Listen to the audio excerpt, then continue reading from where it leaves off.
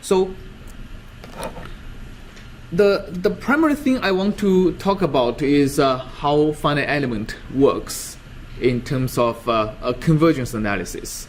So we have previously worked out all the mechanisms of finite element without actually discussing what's the order of accuracy.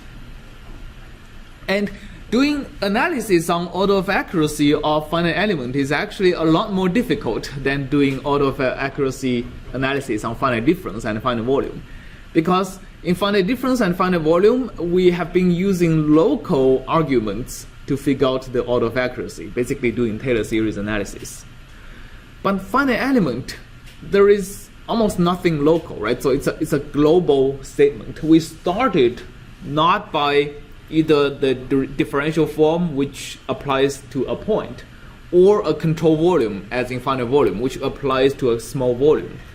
We started from the weak form, which is really a global statement, right? It's either a minimization of some kind of energy, which is a global integral, or we started with the weak form, which says that the integral of the original differential equation multiplied by a test function over the entire volume has to equal to 0. So there is no local Taylor series analysis you can do to figure out the order of accuracy. So how do we perform order of accuracy analysis on finite volume? So the first step is actually a very important nature of finite volume, is that when you solve for the finite element solution, the solution you get actually is the best possible solution you can get in some sense. Okay, so to show that, we'll use an example of a control of a weak form. Let's say A of u v plus L of v equal to 0. So that's for any v within a certain function space. So that's a weak form. That's a weak form of which is the starting point of finite element. Okay, and it doesn't contain anything local. It's a global statement. So here, just to remind us what this weak form may be, our A of uv for the Poisson's equation is equal to integral over any volume. Now let's write it in 2D, for example.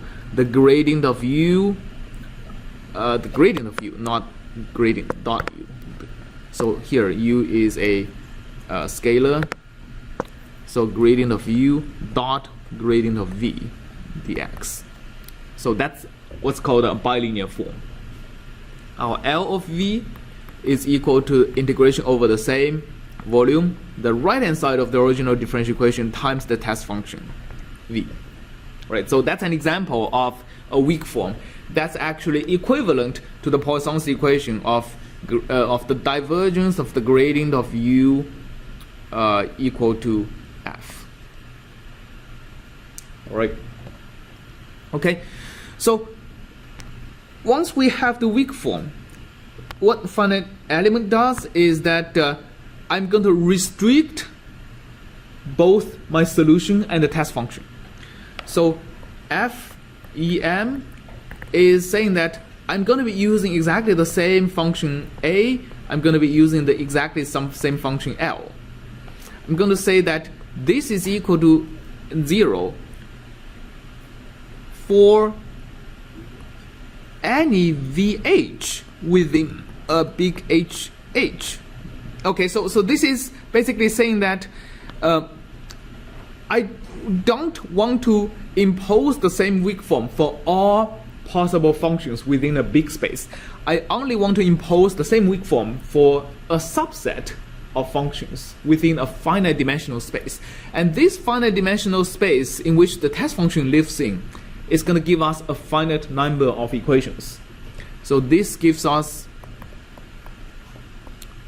a finite number of equations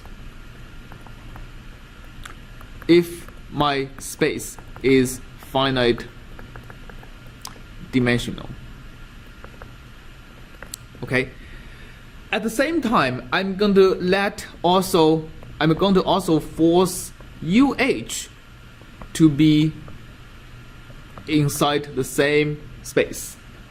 So this, because we know that for any UH within the space, and the space is finite dimensional, my UH can be expressed as a linear combination of the finite number of basis functions within the space. So this gives us the same finite number of unknowns, because the linear combination coefficients now becomes the unknowns. The basis function is already known. So by doing this, we get the finite number of equations, finite number of unknowns, and the rest is basically the mechanism we have discussed before to convert this finite number of equations, a finite number of unknowns, into a matrix equation for us to be able to solve. Now we comes back to the question. Now we have solved the matrix equation to figure out the linear combination coefficients. We plugged in the coefficients back into the linear combination to get my UH. How accurate is my UH, or how different is this UH from the original U that satisfies the weak form for any V, right? So this finite element solution only satisfies the weak form for a small subset of V's. It doesn't necessarily satisfy the same weak form for V's that is in H but not in HH, right? I think the more conventional thing to write the space is X. So let me change this notation to X. So if I have a test function in the big X but not in the XH, I may satisfy so this is if I have a V that is in X but not in XH, then maybe this equation is not going to be satisfied, right, for UH, but this equation is still going to be satisfied for U, right? So there is being the analytical solution of the weak form is having a more stringent requirement than being the finite element solution. So how different is U from UH? Let's try to figure that out by subtracting these two equations. Okay? So what's UH minus U? Okay, so first let's subtract these two equations for this subset. So which means A of UH VH plus B plus L of VH is equal to 0, which is also equal to 0 for U and VH plus L of VH. So this is because if I have a VH within the XH, it is also in the bigger space X. So this is also satisfied, right? I mean, if you have this, then you can subtract these two sides, and which means by the bilinearity of the bilinear form A, you have A of UH minus U VH equal to 0, right? Because the L part cancels each other.